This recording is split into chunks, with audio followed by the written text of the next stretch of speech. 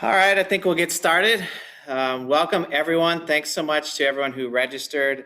I know we're in the pandemic world now, so this is a little bit different than I would certainly like. But again, I appreciate everyone, all the residents and all the stakeholders who came together and registered for the webinar. This is a webinar, so I just want to talk briefly about some housekeeping notes.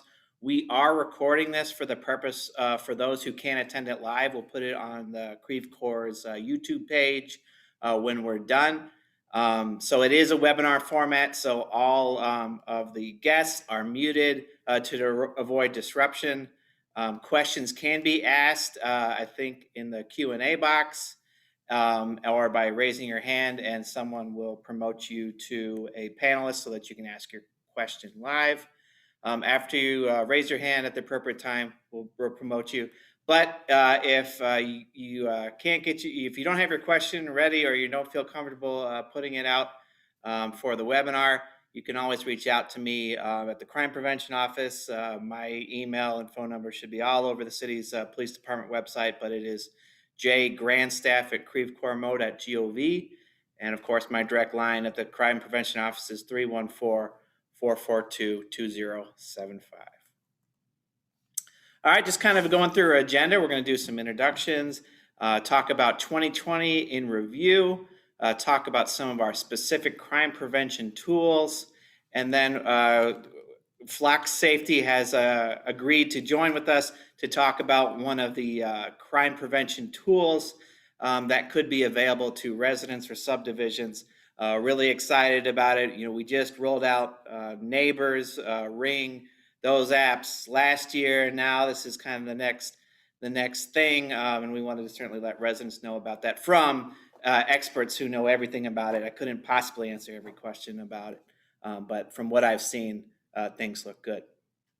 So my introduction again, Officer Grandstaff, Creve Coeur Police Department. My rank is patrolman, but I am not on the road all the time. I am Monday through Friday, here to help residents, to be a liaison to the Neighborhood Watch, to our businesses, and also to provide some extra talking through or clarification on some issues if unfortunately you were a victim of a crime or you have kind of an ordinance question. I am here for the residents, and so I'm not taking those typical patrol calls, so that I am a resource for the residents. Some of my other activities that I enjoy is I'm a DARE officer. I teach DARE to 2 schools, Andrews Academy and Rossman. I coordinate patrol efforts, vacation requests, officer-friendly visits, special requests. You know, in 2020, we did all of these caravans through the neighborhood with the lights, you know, doing these car caravans. So I was kind of coordinating that on a case-by-case basis. When we didn't have the pandemic, I was doing coffee with the cop. Again, general ordinance questions. And then I also teach some crime prevention classes, women's self-defense, active shooter, and presentations like this. So before I get into the meat and potatoes of my presentation, I do have 3 people who are also panelists from Flock Safety, and I will let them introduce themselves. Hi there, my name is Meg Heisel, and I'm on the community engagement side at Flock Safety. So getting to meet with community members like yourself and working with Officer Grandstaff as well. So thanks for joining and looking forward to tonight's discussion. Hi everyone, my name is Gershon Bansel. I work with HOAs all across the country and today in Missouri to help show them what the capability of Flock Safety's crime fighting powers are. Thank you, Officer Grandstaff, for putting this together and letting us be here and kind of sharing how we can help out. Hi, and I'm Lisa Dunn. Thank you all for being here. And I am the law enforcement territory sales manager for Missouri and Kansas. So looking forward to working with you all. All right, great. So just the last little bit of self-promotion before I get into it. We are on social media, Facebook, YouTube, Twitter, Nextdoor. The thing about Nextdoor, we cannot see any of the residents' posts. Someone has to post something to us for us to see it, but we can post events that are very topical to the neighborhoods. and also we are on Instagram. So those are ways we try and interact with the residents, always looking for more opportunities. So looking at 2020 in review, it was certainly an interesting year for us. A lot of things changed.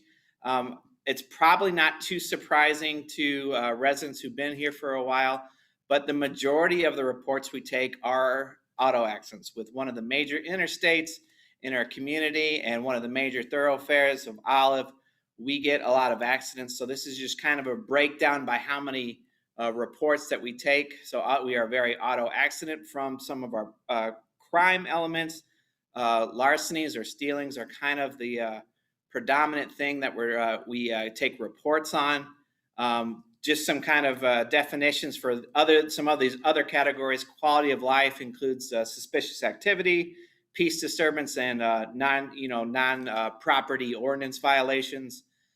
Traffic, so a traffic report would mean we made a full custody arrest based on our traffic stop. So we're thinking like DWIs or driving while revoked, or if there was a warrant attached to either the vehicle or to the driver or occupants.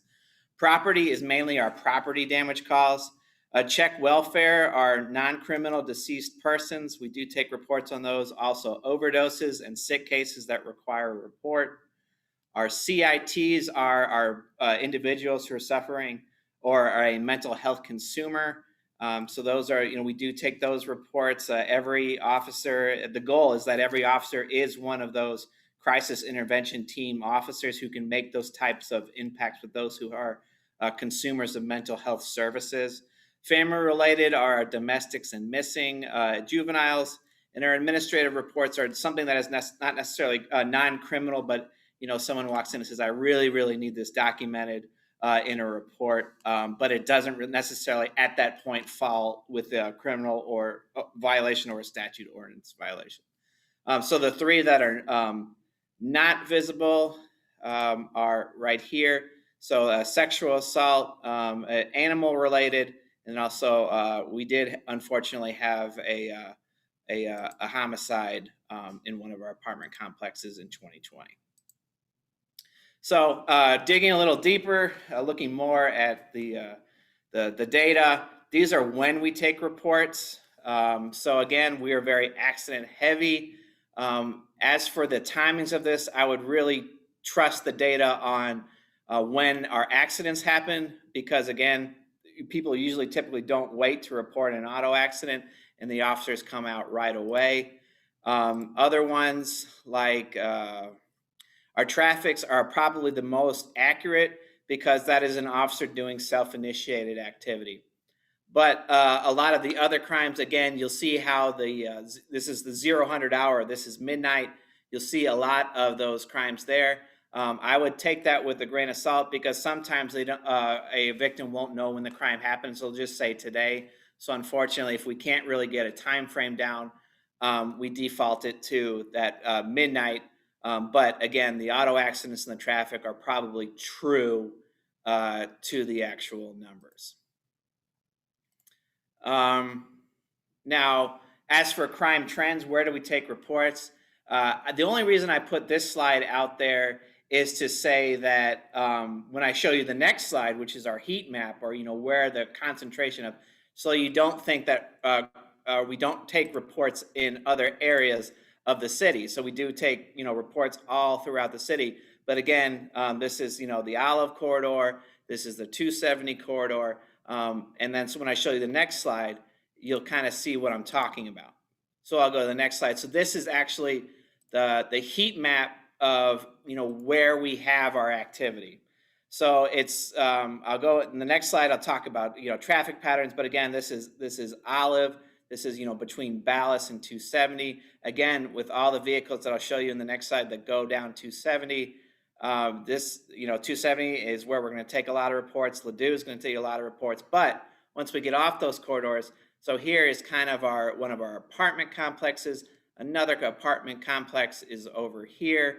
What kind of pulls over here? So we have 24-hour businesses like Petromart, CVS, Walgreens, Mobile Mart, and those establishments do sell alcohol, which does, with them being 24 hours and also, selling alcohol just based on the reports and what's taken, that seems to be a draw for criminal activity. And as we talk about criminal activity, for a criminal event to happen, you need three things. You need an opportunity, you need a desire, and you need an ability. So desire and ability, desire is the one thing we really can't control. Unfortunately, we can't intervene on the desire to commit a crime. The ability we control a little bit by, let's say, locking your doors, so it becomes a little bit harder for someone who has to have a higher skill set, so a higher ability to get into the car. But the one thing we really, really can't control is when we eliminate that opportunity for a crime to happen. So a little bit of the pandemic talk you can kind of see. So this is January when we didn't have the stay at home. Also, February where it started to get a little more serious, and then we really, really have that drop off when the stay at home order came out by St. Louis County. It really did, change things a lot for us. And the biggest telltale was the accident. So we stopped, for a little bit, we stopped taking accident reports unless it was, something blocking, towed, or there was an injury involved. So again, that, between the first quarter and second quarter really cut down how many accidents we took. And they eventually bounced back, kind of in the third quarter and the fourth quarter as we were kind of getting more used to it. And, again, now with the vaccine rolling out, things are really starting to loosen up. But on the other end, some things that really have kind of jumped up that we've been looking at are larcenies. So the stealings, even though with the pandemic, they saw an increase. And some of that is because, second quarter and third quarter, when we start getting into spring and summer, there is kind of a general upward trend on criminal activity. And then also kind of stolen autos was another thing that we saw a little bit of an increase, or was bucking the trend of the pandemic trends that we saw. So it was certainly things that we were looking out for. Now, why is Olive and 270 such a big, why do we take so many reports there? Well, certainly there is a whole heck of a lot more people in those areas. So this is Interstate 70 East, which is actually south. That's just the way MoDOT put it together. East is south and north is west. I could go hours for how confusing it is. But so this is kind of southbound 270. And you can see that the average, daily traffic total. So these are the amount of cars that go through every day. 93,000 vehicles go on 270. Next, going with Olive Boulevard going east. You talk about people going into work off of Olive. Also 20,000 vehicles going in there. And then Olive West, going, 15, going back to the highway, about 15,000. So you see all of those vehicles. You can see why Olive and 270, it has more people, which again creates more opportunity for crime. So that means that's where we're taking more reports. So we contrast this heavy volume with, one of our lower corridors like Conway Road, and you see that the average goes down to 3,400 a day. And if all of this information this is not secret stuff. If you Google search Missouri Department of Transportation traffic volume maps, that's where I pulled this from. It's open source information. So again, if you wanted to kind of see where your road is, how it fares, how many vehicles going on, that's something that you could easily do. So has anything changed due to the pandemic? I kind of tipped at it 2 slides or 3 slides before, but again, we saw our concerning trends were thefts from automobiles, our larcenies, also our quality of life, CIT calls started to increase. And we think a lot of that had to do with, people unfortunately not being able to maintain jobs, or their work trends shifted to working at home. Same with schools. So we're hoping that some of those trends are kind of reduced now that things are, starting. It looks like things are starting to open up a little bit more. but we still want to prevent that crime, whether that changes or not. So it's, again, another thing that I talk to commanders with, and they certainly, it's on the forefront of their mind as they plan for resources and patrol deployment. Those are the things that we're looking at, and that's what we're talking about. So looking at specific crimes and crime prevention tips. So these two videos were both taken in Creve Coeur, and there's no sound to them, so you don't need to turn up your volume any. But it just kind of shows how what happens when there's two really simple things to do to prevent one of these things from occurring is locking your doors and removing valuables. So just pulling on the handle, looks in, nothing there to take, nothing to break the window over, going to the next spot. An easy way that someone prevented one of these crimes from happening. Also, that's not just an individual, but a lot of these suspects also travel in groups. So you'll see a vehicle behind here, and so again, pulling on vehicle doors, looking around, going to the next spot. And there's also, you said, a pack of 3 or 4, plus you have a driver. And I'll go into the next slide about, why these cameras are so important. But one of the things we wish we really had was what type of vehicle that is, and what type of license plate. And I'm hoping that my counterparts can kind of address that issue.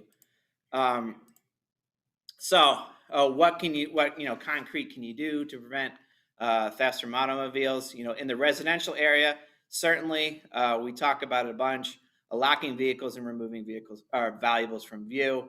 Using that garage, the likelihood of something being taken out of your vehicle is reduced a whole bunch if you have it in your garage versus in the driveway, and also then again driveway to street. So obviously the garage is the most secure. Driveway is the next. Your risk goes up a little bit, but having that vehicle on the street, especially when you see these caravans of kids, all they're doing is just going down the street and pulling on doors. Having your vehicle on the street can raise the risk of at least the vehicle being pulled on. So also parking well at areas and improved lighting areas, changing or restricting traffic patterns. So an example of this, if those are familiar, just west of 270, Hibbler Road in Falaise. So if you ever drove it, or if you just look on Google Maps or on any kind of mapping program, it looks like you can go from Olive to Ladue on Falaise. But at that Hibbler and Falaise, the residents, I don't know when, put a gate up. So again, that significantly reduced the amount of traffic flow, again, reducing their opportunity for perhaps being a victim of these types of crimes, even though it might be an inconvenience for those because now they don't have access to Olive, a trade-off. So also added protection for key fobs. So this is kind of, as our smart cars become computers, again, when you start to think of computers, I start thinking of being risked because of hacking. And, that is certainly a concern that we're looking at. So the Creve Coeur Police Department, our crime prevention partnership, has recently allowed us to purchase what they're called Faraday bags. So basically for key fobs, you can put them in one of these Faraday bags and you can close it up. And for most vehicles, I tried the vehicles here in the police department that use key fobs, they will block the communication with the vehicle so that it can't be unlocked or be started. So what that prevents is there are some, we haven't seen it here in Creve Coeur, but I've seen it overseas, where your fob signal can be amplified from outside of your house. And that could certainly trigger the vehicle being unlocked or even, unfortunately, being started. So again, something to think about, especially if you have one of those key fobs that either has a keyless start or unlocks the vehicle. Things to think about. So, but we have these bags at the police department. They are free to any resident. You can get a hold of me, see if we can get one out to you, or you can stop by the office and pick one up. So, in public parking facilities, Obviously, same type of thing, limit things that are in plain view, regardless if they contain valuables, car chargers, bags. When you enter in the lot, give yourself some time before you exit your vehicle. Have that situational awareness where you're looking around and make sure that no one was following your vehicle as you pull in. There's nobody in a vehicle that's around you that doesn't look like they're either waiting for somebody or about to go in the store. So if someone's got their eyes on you, maybe consider parking in a different spot. Again, having that situational awareness. Having everything you need already packed, not exiting the vehicle with your while on a phone call. And then as you walk away, double check to make sure your vehicle is locked after exiting. Most vehicles that have, remote locks, you hit it twice, you get the beep. It's very comforting for me. I feel uncomfortable when I don't hear it because that usually means I left a door open. Our next kind of residential crime trend or thing that we've been seeing is package theft, commonly referred to as porch pirates. And these aren't your we'll say our typical looking criminal as we see at this video. Again, no audio. So again, someone just walks up, pretends like they're dropping off a letter, picks up a package, and just walks away nonchalantly. So this is even with the doorbell cameras, this one's a Nest. Again, they're being so bold. And again, they're just kind of very quickly. So again, it could be day or night, not necessarily, the criminal who's trying to hide their appearance. They're just trying to blend in. So again, I would say certainly be on the lookout for those. I will say about this case, the really nice thing about having this video surveillance is that everything's time-stamped. So if you can kind of see, there's a timestamp right here. So we can use that information, and we did in this case, two separate incidences of the we had a timestamp. So we were able to subpoena phone records from the cell phone towers. Criminals, they love to communicate on phones, pretend like they're on their phone when they're walking through the neighborhood trying to blend in. We were able to subpoena the phone records from the cell phone towers, triangulate that with common occurrences, get a phone number, which helped us develop a suspect. I wish I could release that information tonight about who it is, but again, they're dotting their I's and crossing their T's. The Detective Bureau said, hey, we're not ready, but I can almost guarantee you we're really, really close to at least breaking through on this case. And it was all because the residents shared their video surveillance with us. So don't feel like just because you only see as a person coming up, taking the items and leaving away that, hey, there's no real point to give it to the police officers. It's going to be difficult to develop a suspect. Our Detective Bureau is extremely good at using technology to develop suspects. I am surprised how much information is out there on a phone, and when the judge gives us the right to use it, it really can help us develop a suspect. But as for if you didn't have one of those cameras, or just kind of prevention tips, knowing when your package is going to arrive, everything has to do with tracking now. Again, alternatively, if you have a trusted neighbor who can either move it or take possession of the package until you arrive home, what better community way to solve crime than that? Having items delivered to your office if it's allowed. Also, a lot of the major shipping companies have delivery manager. FedEx has delivery manager. UPS has My Choice. USPS also has ways to trust it. I know Amazon will deliver to, I think, Whole Foods. Now, I think the closest one's in Town and Country. But again, having those alternative delivery sites might help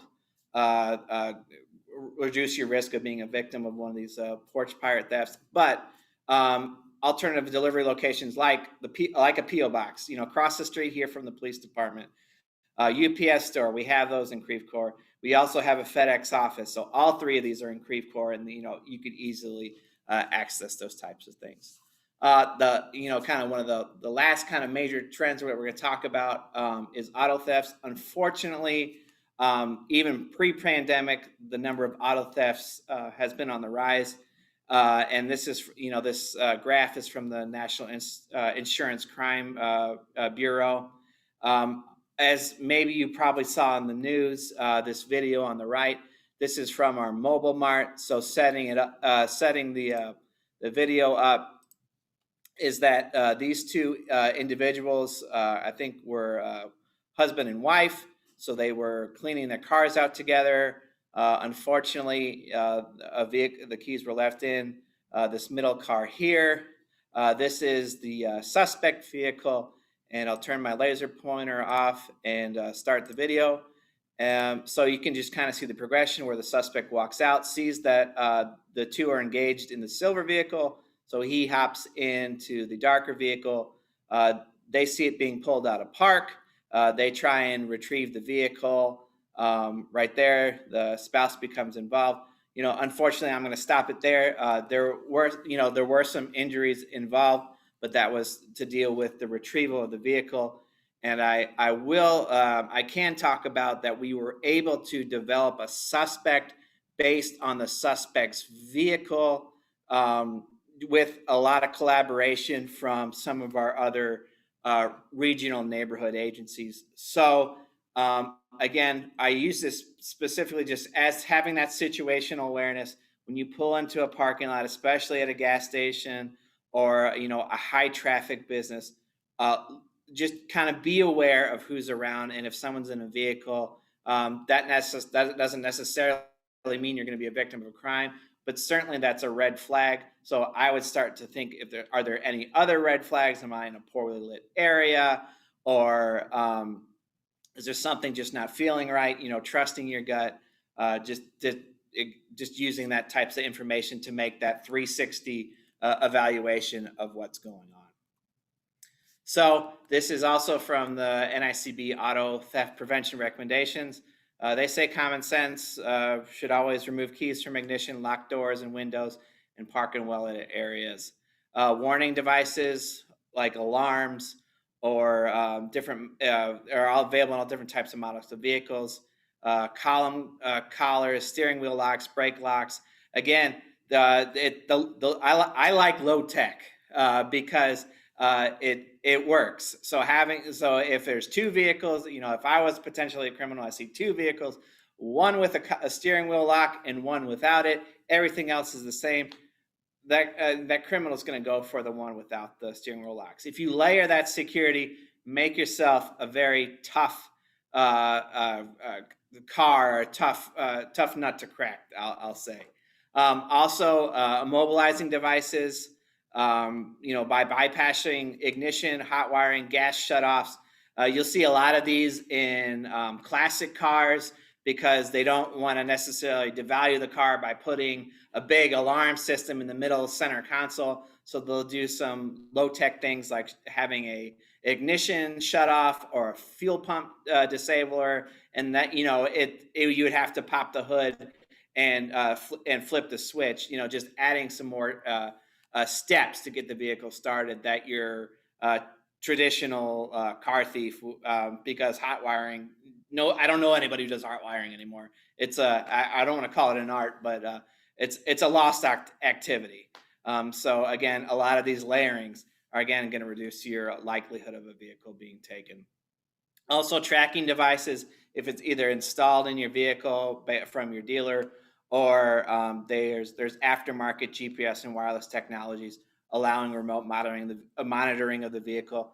That's going to help track vehicles. And I'll just say from personal experience, not that my vehicle was taken, but again, my wife and I use vehicle tracking to know who's picking up the kids after work. So there are some practical applications of having some of these tracking devices. So shifting towards what the police department can offer. I talked about the Faraday bag, but other things are vacation checks, and I'll go into the specifics about it, but pause on patrol, solicitation stickers, neighborhood watch, crime prevention newsletter, and then also contacting the crime prevention office. So vacation checks, it is probably one of our most popular, but also the most underrated resource that the police department provides. So in 2020, we did 1137 vacation checks, on average 3 a day. There's a kind of a video on the right here, how easy it is to do. Go to the homepage, go to police. That's our homepage. That's Acting Chief Romas. Go below Acting Chief Romas and vacation sign up. And then there's a form. That form will be sent to me and a couple other officers just as a redundancy thing in case I'm out of the office. You can fill it out. And then if you're gone for less than 30 days, an officer will typically check every other day. If you're gone for more than 30 days, usually once a week. So you can go on the on the police department homepage, or you can call me in the crime prevention office and either leave me a voicemail message, or from there live, I'll enter all the information while I talk to you over the phone. Pause on patrol. This was something that was created out of the pandemic because, again, one of the recommendations was that, hey, you go outside, get fresh air, don't be cooped up in the house, even though it's stay at home. So we had, the parks. There was a lot of exercise. Our golf course exploded in activity, which is great for the city. But we were trying to find a way that residents could help prevent crime by doing things that they already do. So one of the things was called Pause on Patrol. And so we have, there's a YouTube video on the crime prevention portion of the city's webpage. So there's no, you don't need to register with me. There's no certification class, nothing like this. It's just using what you already do of, walking your dog or going out for a walk and looking for suspicious activity, or being able to, feeling confident in reporting suspicious activity. So if you ever wanted one of these leashes, like the 2 officers showing there and that I'm holding up here, it says Creve Coeur Pause on Patrol, and it has our non-emergency dispatch number, so that with the goal of encouraging dog walkers and other residents who, exercise, to report suspicious activity, because the more eyes we can have out there, the better our outlook can be, and the more safer we can provide services. Another thing that I kind of help with is the Neighborhood Watch. It is a completely citizen-run board. I serve as a non-voting police department liaison. We have 41 active subdivisions, and we're always looking for more. A low barrier to entry, $1 per house, and that helps fund events like pre-pandemic or Halloween trunk or treat, the canned food drive that we had for our night out. And that's a picture of all the food that was collected from the Neighborhood Watch. They're also planning on helping the Venable Park dedication. And they're also, when we can get back to hosting events, they do support some of the resources that I use in helping to prevent crime in some of our crime presentations. So also, if anybody was interested, that's our resident president of the Neighborhood Watch. His name is Gary Lease. He's the one in the back, in the middle, basically. That's his phone number there. He'd be more than happy to talk more about Neighborhood Watch. He's an awesome guy. So is all of my Neighborhood Watch board. I really get the most information about what's really going on in Creve Coeur from my Neighborhood Watch board. So I really appreciate the input that they have. And again, they're always looking for more help. Something that you probably got a phone call about today was that our communication system, we went from code red to Nixle.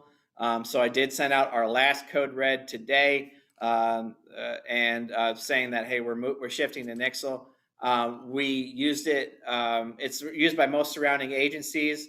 It's very simple to register. And the reason I bring it up for this presentation is that the Nixle system allows residents to respond with tips relevant to the message. So let's say that we sent out a message saying, hey, we're looking for a suspect or a missing juvenile.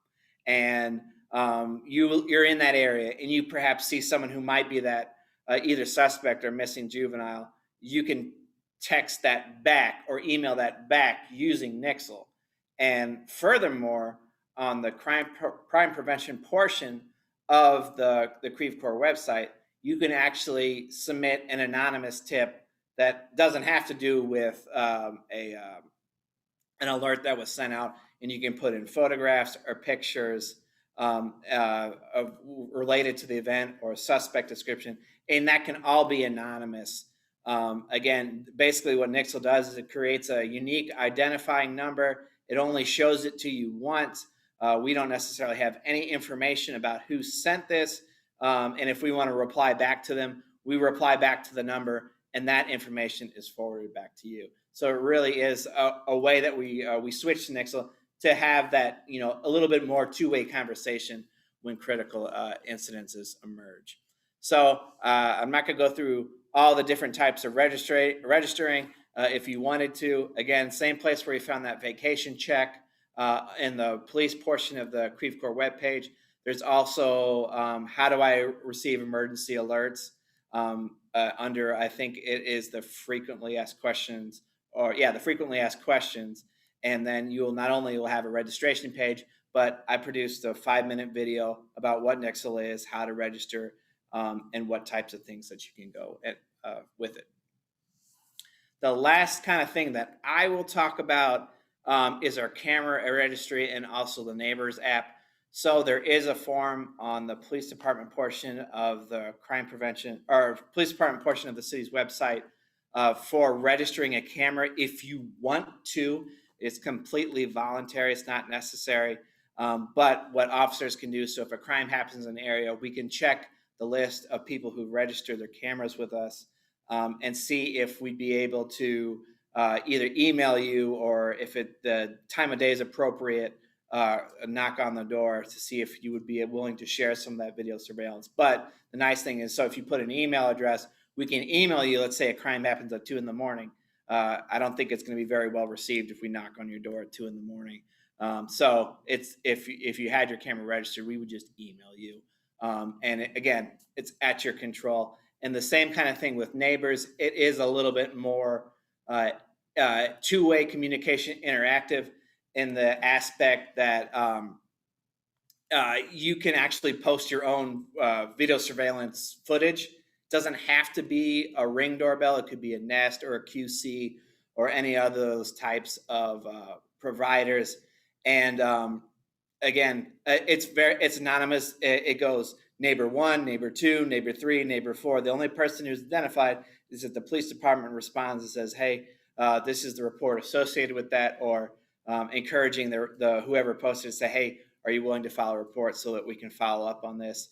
Again, completely anonymous. And then also, if a crime happens, we can put a geo-fence around the crime location, put in the times that we think it happened, and the app will send an email to you asking, do you want to share this information with the Creve Coeur Police? You do not have to. It is completely user ran. Neighbors was adamant about that, was that, it's for neighbors to help prevent crime. It's not for the police department to be big brother with information. So the only reason that we would compel someone to provide video is if we went and got a subpoena and a judge approved it. That would be the only way that it would be non-voluntary, but we have to take that extra step to make sure that we're protecting our residents' constitutional rights. So on the right that's just an article that was in, I think, the March 2020 newsletter when we first kind of rolled it out. There we have more information, and then if to sign up for Neighbors, it's completely free. Again, you don't have to have a doorbell camera. You can just see what other people are posting. Very similar to Nextdoor, I would say, in how it's set up, but it's more video oriented for Neighbors. So, Ring doorbell Neighbors, doorbell cameras was the kind of the first phase. And, what I'd like to kind of transition to now is kind of the next phase, the next step of video surveillance, not only getting that information, but seeing if we can't get some, suspect information, specifically types of cars and license plates, And I had a subdivision approach me about 6 months ago saying, what do you know about this flock safety LPR camera? I'm like, the only thing I know about LPRs is that one of our police cars had it, and then someone rear-ended it on 270, and now we don't have it. So that's just kind of a sidebar. But as I started talking with former Chief Eidman, and we started reaching out, Flock Safety said, hey, why don't we work together, share information? You tell us a little about us, or you tell us a little about yourself. We'll tell you a little about us. And we came to the decision, why don't we do it for the residents? So you've probably heard me talk for a little bit. So I would really like to hand it over to Flock Safety so I can learn a little bit more about this system. So I will turn it over to the Flock Safety crew, and I'll see if there's any questions that I can try and scribble down in the meantime. So if you wouldn't mind, Gershon, take it away. Hey, thank you, Officer Grandstaff. I appreciate that. You guys should be able to see my screen. I can, yes. Okay, wonderful, great. Yeah, what an amazing group that we've gathered here this evening. Thank you for joining. Flock Safety is really grateful for the opportunity to serve you all. What we're going to do tonight is walk through the most powerful parts of Flock Safety, who we are. This is probably the first time that many of you are hearing about us, what exactly we do. We're an automatic license plate reading camera. I'll allude on that a little bit throughout the presentation. And really the most important piece of Flock Safety is, why does it matter to the residents of Creve Coeur? At the end of this, we'll have a Q&A. It'll be an open floor session, and it will be an open floor session. And if anybody feels like Flock Safety is a good fit for them or their neighborhood, they'll be able to book time directly on my calendar for a mapping exercise. Or if they just want to do their due diligence on what exactly Flock Safety is further, happy to have a conversation about that at your convenience. So without further ado, I'm really excited about this. I've been thinking about it all week. Our mission is to prevent and eliminate crime. We focus on vehicle recognition because 70% of all crimes involve a vehicle. And if law enforcement doesn't have the proper investigative lead to pursue a suspect, well, there's an 82% chance that crime will actually go unsolved. So what we have is a automatic license plate reader that goes at the entrances and exits of neighborhoods or business parks that will capture the license plates entering and exiting the area. This mission is actually pretty personal to me. I grew up in a place that's generally considered one of the top 5 most dangerous cities in America. I was raised in Memphis, Tennessee. The crime index there is actually 1%, which means 99% cities in America are safer than where I grew up. And growing up there, I firsthand saw how crime can really set back a city's economy, how it can prevent its growth. It impacts where people want to live, and it limits the opportunity for a greater good. So I've been at Flock with 2 years now, and I joined because they're working with law enforcement in Memphis as well. And any place that was going to make my community a safer place, I wanted to be a part of that. So while we do create a license plate reading camera, we're not a camera company. We're a crime fighting company and a public operating system that works with public and private entities to keep their community safe. So this is a first good example. Our mission isn't to help you feel safe, it's to eliminate and prevent crime. And I love talking about this case study. This gentleman, Nicoletti, is a wonderful character. He looked into Flock Safety because one night in his neighborhood, there had been some gang shooting and a bullet actually flew into a homeowner's home. That's horrifying. That homeowner actually posted on their Facebook page about how it was unsafe to live there, and it made everybody feel uneasy in the area. I mean, this is 1,500 homes, right? And so Nick reached out to us to look for a preventative measure to help protect the 1,500 homes in his neighborhood because there had been a rise in crime around the area. So he wanted something that could help solve crime if it occurred, but more importantly, to deter it from happening in the first place. And one of the challenges that he found when finding a system was the amount of infrastructure that it would require to cover all 11 entrances, that he had. And at the end of the day, he was looking for something that he could put in the ground that he knew would work, and he wouldn't have to go out there on a Saturday morning in his pajamas and fix something if he needed to fix it. So having talked to Nick and understanding his needs, we actually learned more about illegal dumping that was happening, package thefts, car break-ins, burglaries, all the typical things that happen in a city, some of the things that Officer Grandstaff had mentioned, right? And so they decided that they wanted to create kind of like a virtual gate for their neighborhood. As you can see, they kind of put cameras at the entrances and exit all around it to capture all the vehicles coming in and coming out. And the real reason why Nick really went with Flock Safety is he knew that everybody had the Ring cameras, the doorbell cameras, the Neighbors app. They communicate on Facebook if there's suspicious activities. They have a neighborhood watch that walks around when they're walking their dogs just to make sure everything is where it's supposed to be. But the reason why they went with Flock Safety is because they knew that the evidence and the footage that we captured could help police officers do their job more effectively. And sure enough, we had 2 cameras. We had all the cameras go up, and within weeks, we had actually recovered 2 auto thefts because of the Flock Safety camera. Now, again, to what Officer Grandstaff was saying, the video doorbells actually caught those cameras. The video doorbells actually showed the perpetrator taking the vehicle out of the driveway and leaving, but it was those license plate readers at the entrance that was allowed to provide the police with a lead, a name, a set of numbers to follow up on so that they could do their job more effectively. And that's really the power of this, is it just simply works. This is another one of my favorite stories. I believe one of our panelists, Meg, actually lives in Chambly. I joined Flock Safety because of what it was doing in Memphis. This happened in Chambly. We want you guys to feel good about these types of stories in your area as well. Chambly Police Department has been a customer for 2 years, and Assistant Chief Mike Beller was alerted of a stranger-on-stranger abduction of an infant at gunpoint. And it doesn't get much scarier than that. No one should have to go through that. Chief Beller alerted the Flock Safety vehicle analyst, Sergeant Rick Barber, on the way home from his vacation. He actually pulled over, began searching on his laptop using the surveillance footage of the suspect vehicle. And the actual suspect vehicle didn't even have a license plate on the vehicle.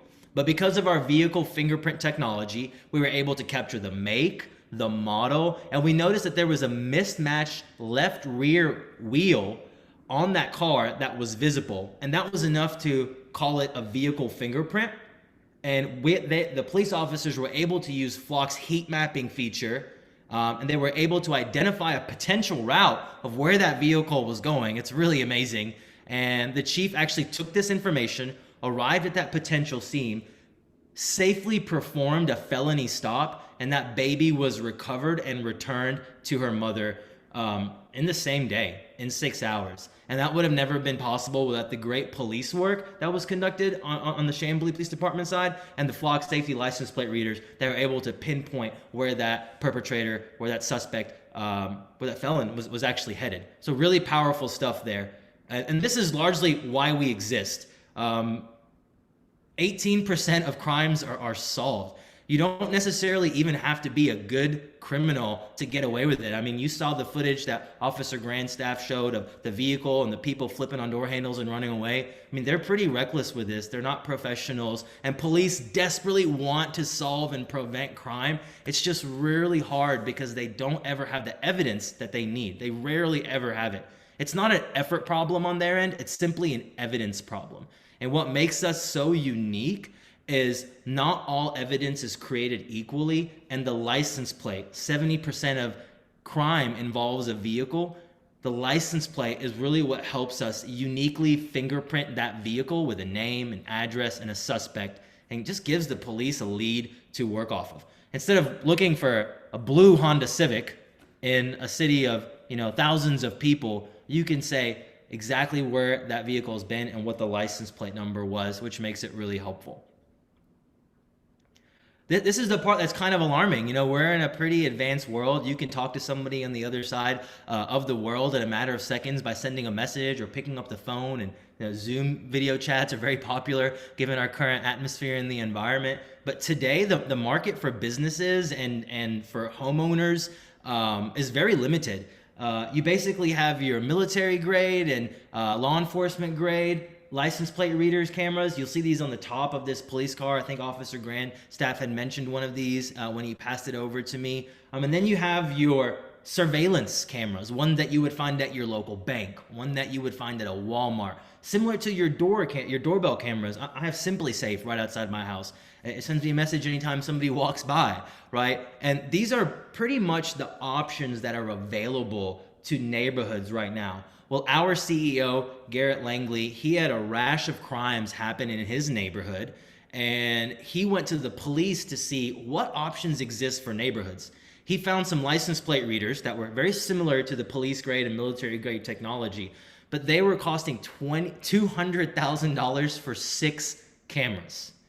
Now, that's ridiculous. Like, let's flat out say that's ridiculous. And he wondered why there wasn't an affordable market that every community should be able to purchase to keep their neighborhood safe. This is where your kids are. This is where our families are. We want to feel comfortable and safe in the area that we live. And so he actually engineered and developed the Flock Safety Falcon camera. It's a crime-solving camera, right? It's completely infrastructure free, meaning it's solar powered.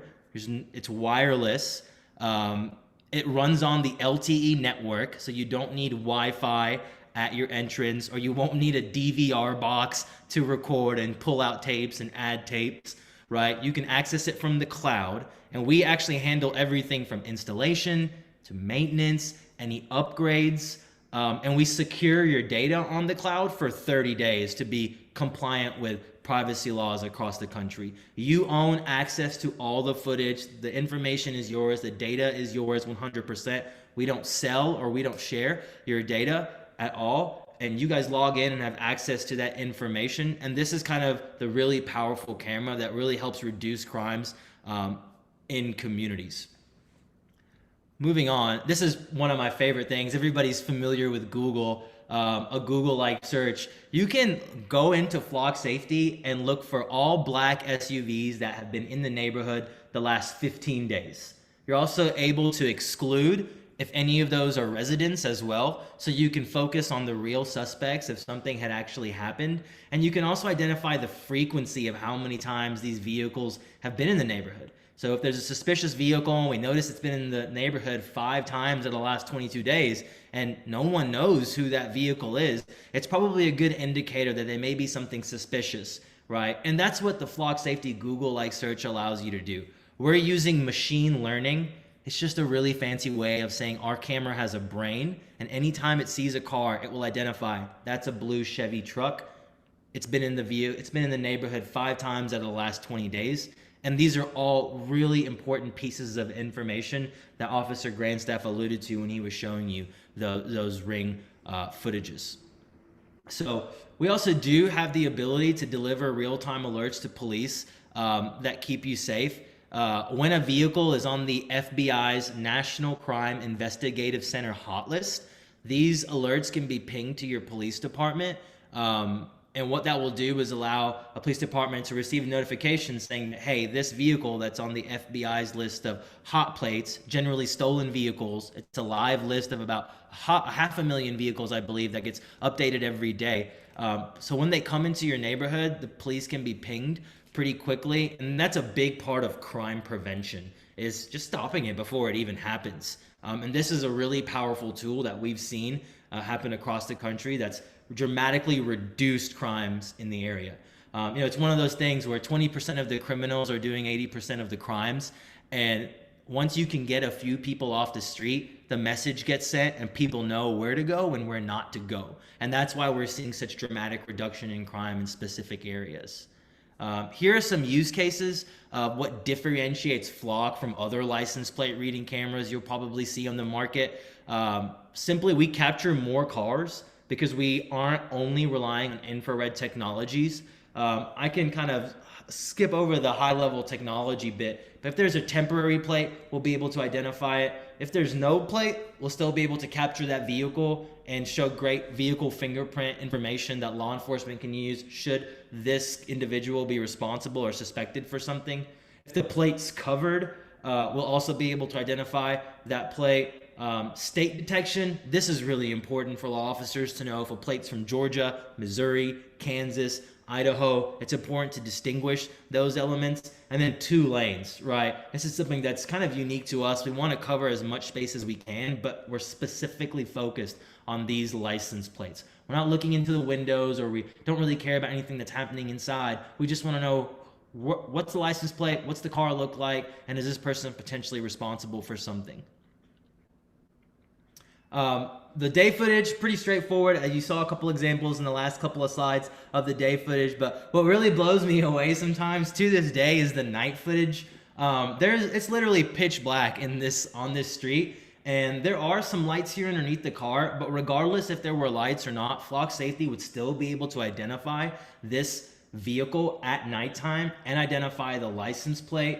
I'm not so good as our camera, so I don't know if this is a white SUV. It kind of looks like one, but the camera would be able to identify this is a white SUV with Texas plates LLY 1201. We pick up identifying license plates up to 75 miles per hour, up to 50 feet in distance. And again, the machine learning is really putting together the entire vehicle fingerprint, which I alluded to earlier. And this is kind of like why we're here today, the public and private partnership. It starts with the community getting private cameras in the ground, right? We're looking for the communities of Creve Coeur to consider flock safety for their neighborhoods, to help law enforcement keep that area safe as it already is, prevent anything from happening. But if something were to happen, give them actionable evidence that they can use to prevent it from happening again. It starts with a private community getting private cameras in the ground. And once that camera goes in the ground, right, we hope nothing happens. But if something does happen, let's say a package was stolen, you can rest assured that Flock Safety will have the evidence to help police solve that case. Now, usually when the police solves cases, or when the police solve crimes, and when we put bad guys behind bars, right, the news usually picks up on it, runs a story on it, and puts it on the news channels. And then other neighborhoods in the area start calling into Flock Safety saying, hey, we saw that this Creve Coeur neighborhood used technology to curb crime. We're interested to learning more. And once that network effect starts to build up and the police purchase their own cameras as well, what we start to see is a 60 to 70% reduction of crime in cities that have Flock Safety cameras. And after this call, if you want to learn more, or you decide to book some time in my calendar, I can share with you a host of examples and areas where we've done that, and connect you with people just like yourself who have these exact same stories as Mr. Nicoletti did, who said, man, we had a pretty rough area around our neighborhood. It wasn't necessarily the most dangerous community, but once we got these cameras, we noticed things started to dropping. And that's really where this public and private partnership exists. That's what makes us super unique in that sense, is we really believe in our mission of eliminating and preventing nonviolent crime. And we're seeing success all across the country. Vacaville Police Department in California, they've used Flock Safety technology to solve a number of crimes since they've trialed it. We've had tons of success in nearby Wichita, and I'm sure Lisa, who's on the call, will be happy to talk about that if it's required. But they've recovered over $500,000 in stolen vehicles just by using these cameras. So this isn't something that we're trying to prove to you guys overnight. This is police reported data of how effective these tools are to help them do their job, which is service you guys and make the quality of life better for all the neighborhoods and everybody involved in that area. Here are a couple of examples of some installs. This is what our solar panel looks like with our camera on an existing pole right here. And then here's what a general community setup would look like. This is an entrance to a neighborhood. Here you can see a 14-foot pole with a solar panel and the camera. So it looks a little bit different than your traditional setup. And it also comes with this big red sign, which we hope is enough to deter people from entering the neighborhood at large. But unlike traditional license plate reading cameras, which are very infrastructure heavy and really just cost prohibitive, this install takes 15 minutes to get in your neighborhood. So it's really just like setting a bird feeder in the ground and watching the birds kind of go to town and feed themselves. Really easy for the community if they're considering this. The biggest question is always pricing. So we wanted to leave you with that to make sure that you guys understood what this included. It's a subscription-based model. So again, you guys have access to the portal. You can log into the footage. You can see everything that's happened, and you never have to worry about the hardware working. We maintain the hardware. We make sure that it's up to date. We will replace the camera if the first one breaks. We do everything we can to make sure that you guys are protected and to make sure that the license plate camera is working. Some of the things that we hear from people who come to Flock Safety, they say, we just spent $15,000 4 years ago on this big camera system, and now it doesn't support the software that they're updating to the hardware. We have to buy new cameras from them. That's not going to happen with Flock Safety. That's a guarantee that you get from the annual subscription. And so you guys will basically have all these things included for $2,500 a year per camera. We recommend one inbound camera per entrance and one outbound camera per entrance, per exit, I should say. And there's a one-time implementation fee of $250 per camera. And that's a huge difference of Flock, is we're not $25,000. We try to price this at a point where communities can take advantage of it and feel good about what they're investing. And we always recommend split it up between the homeowners in the area or to break it out of the HOA budget. That's what most of the communities do when they're considering purchasing Flock Safety. And if you guys do consider the purchase of Flock Safety, that's why my calendar invite will pop up at the end of this Zoom meeting. That's what we want for your neighborhood. And this is what we're seeing across the United States. Officer Grandstaff did a great job, spent a lot of time putting together a beautiful report of where crimes were happening in the area and the types of crimes that you guys are seeing. That's not exclusive to Creve Coeur. It's happening across the United States. And anywhere that Flock Safety is in the United States, we're having that same type of success. From Cobb County, Georgia to the Daily Memphian, my hometown, which I just told you about. We're seeing crime reduce because of these cameras, and nothing's changed in that time. And so that's kind of the powerfulness of Flock Safety. I hope I really did a good job of explaining why this is important, why it matters to you, and what exactly we do. A little bit of a newer technology, but something definitely to consider as you guys are thinking about safety solutions and safety options for your neighborhoods.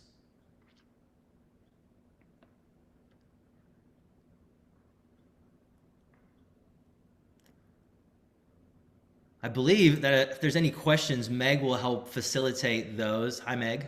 Hey there. Thank you, Gersh. That was very informative. Excited to see what kind of questions we have coming in from folks here. I do see, Ken, that you have raised your hand. I'm going to ask you to talk. So if you want to unmute yourself to ask a question, whether it's for Officer Grandstaff or someone from the Flock Safety team, you should be able to unmute yourself at this point. One of my neighborhood watch board members. Hey, Ken.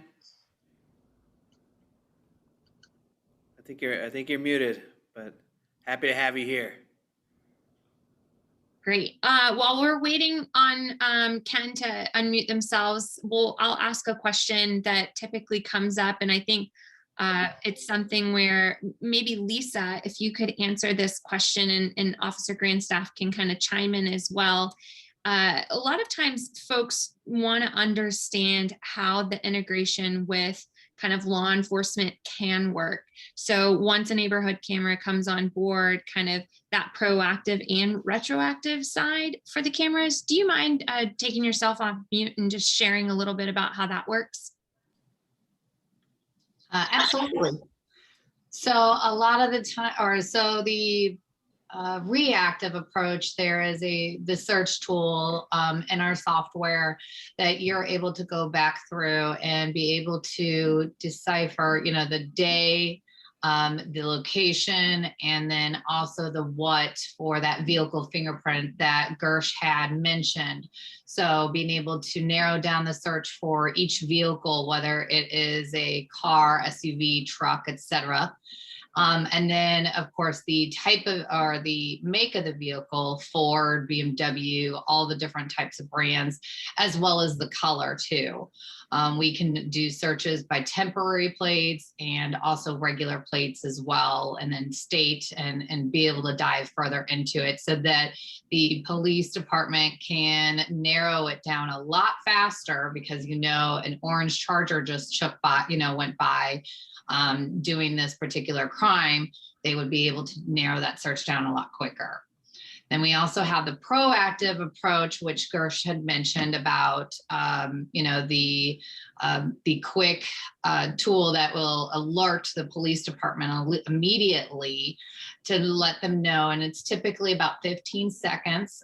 So if it's a stolen vehicle or a car that is maybe has a warrant for their arrest, that they would be able to be notified immediately on their computers through this software. Officer Grandstaff, is there anything you want to add to that? I would certainly say certainly one piece of evidence that is a great thing is the timestamp. So what I talked about with the Porsche Pirate suspects, having that date and time was a great piece of information because that's what we can take to a county prosecutor to get a search warrant, to get it approved from the judge, and icing on the cake, a picture's worth 1,000 words to a prosecutor. If we can show, hey, this is the vehicle, this is the time, can we get access to the cell phone records for this tight window of time and see who was coming in and who was going out? I think the prosecutor is going to look very favorably on that information, and the judge is going to say, hey, we have probable cause to issue this search warrant or this search warrant to release those cell phone information. So again, I really, really like, time is a great piece of evidence. You might not think it intuitively, but it's a great piece of evidence. So I do really like those types of information. Great point. Great point. I am not seeing any additional kind of questions come in. Officer Grandstaff, is there anything from your end that, typically folks kind of have concerns with? I know you touched on it a little bit, but maybe just re-highlight when it comes to kind of sharing cameras and the concerns that people may have. Certainly, we want to try and keep it as minimal intrusive as possible. We want to be a resource for residents and not necessarily using their system to our advantage. We want it to be completely user restricted. They allow access. So I was wondering, is there a setting where those, I don't know, perhaps why a subdivision wouldn't, but is there a setting where they can turn off those alerts? So, there's a complete disconnect between the police department and the camera. If you could, touch on that question, and then I kind of have another comment after that that's kind of unrelated. Yeah, so that's a great question. And I think one thing to keep in mind for those on the call, any neighborhood that were to bring on flock safety cameras, the integration with the Creve Coeur Police Department is optional. So you would opt into that functionality. And the nice thing is there's no additional cost for this. So it's really kind of what the community wants and level of, desire to do that integration. If the integration does occur, that automatically, sets things up for any sort of potential crime that may occur. There's no additional step needed for law enforcement to go once there's been, a crime that's been reported.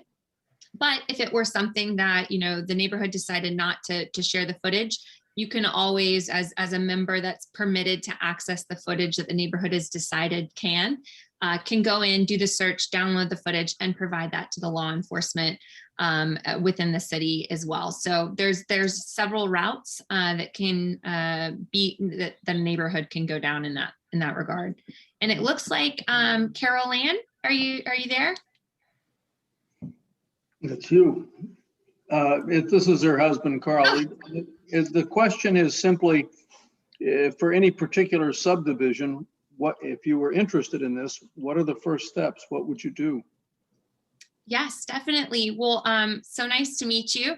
And what we'll have is tomorrow we'll share a recording of the presentation. And with that, we'll share Gershon's contact information. Really a 15-minute call just to get a better understanding of your neighborhood and the needs that you may have is the best way to get started. And I would maybe add a comment, just more of a logistics question. Certainly, we would want to reach out to community development to make sure we're on the right page for planning and zoning. But saying that, I know that there are some subdivisions that have cameras installed already. so I know that it's feasible. And those cameras, I'm pretty sure, are hardwired into the ground. So that was another extra step that happened. So I know that they are out there. And if you wanted to reach out to me, I don't want to put the subdivision, publicly, since we will be, putting this on YouTube. But if you want to contact me, they're in plain view, right off of Ballas. So I would let you know that subdivisions to kind of see what a camera looks like, and that it has been approved before. But certainly reach out to community development as for the next steps, as logistically having it in the ground. Thank So you. Thank you. yes, definitely. And it looks like we have a question from someone that's unable to unmute. So is there coverage for a camera that's been stolen kind of within that subscription cost? It's an excellent question. So a couple things with that, we definitely want these cameras to be the best fit for your community and help prevent and solve crime. So with that first camera that may be stolen or damaged, not kind of under an active weather or something like that, we would replace that at no cost. And our team would come out on site to determine kind of if there's a better place for the camera to be located so that it does not kind of come into harm's way in the future. Now, with that, any sort of damage that would happen to a camera, if there's a really bad storm and a limb were to fall, anything like that, our team does not have access to footage, but we do have alarms that can be reported back to our team if the camera is offline. So if there's been some sort of damage to the camera, and we can deploy our maintenance team to fix that camera at no additional cost. So that's all kind of included within that subscription. So I believe that's the last question that's come in. So Officer Grandstaff, if you want to kind of wrap us up. No, again, I certainly thank the FLAC team for their awesome presentation. Again, the city doesn't officially endorse any product, but they're willing to at least talk about the product in general. And also, I want to thank all the residents who signed up. Again, I wish I was in person. That's where I like to do my presentations. But again, this is a nice alternative. And I do appreciate everybody's awesome attention, awesome questions. And we will be putting this on our YouTube. So if you wanted to share it to anybody in your subdivision, we'll be having that information out, very, very quickly. So That's something you might think about. Carolyn and Barney. That's me, Carolyn. all right. So I appreciate everyone's attention. Again, if there's no other questions, I don't know if there was something that popped up. Looks like Mr. Gale is on our Public Safety Committee, so coming in. Yes, that's a great question. I just saw that come in. Thank you for calling that out. So with the advancements of technology, does that subscription kind of include any sort of advances with technology? So with a subscription, we definitely need to earn your business continually, and we'll ensure that your camera receives any sort of hardware or software updates will be deployed remotely. So we can, from kind of our core team, be able to push out any sort of enhancements that we have to the technology remotely. So it won't go offline or anything like that. Doesn't require a maintenance person to come out. We are able to push that out. And then if there are, any sort of issues with the camera, we can definitely upgrade to the latest hardware. So pretty exciting that, your camera's always going to be getting better after day one. Whereas a lot of times technology, when you have it kind of day one is the best it's going to be, your flock camera will continue to kind of evolve and better serve you as well as your local police department. I think, oh, yep, okay, thanks. I think that we got all the Q&A now. Perfect. But just to kind of close, if anybody does have any questions, whether they're watching live or they're watching the video of it later, please don't hesitate to contact me. If it's kind of a Creve Coeur question, or if it is a FLAC question that you'd like me to approach them about, I'd be more than happy to do that. as well as be a resource for any other types of questions related to crime prevention in the city. So I thank our panelists. I thank all the residents for their questions and their participations. So I think we're at the point where we will say, have a good evening. Thanks again. Appreciate it. And good night.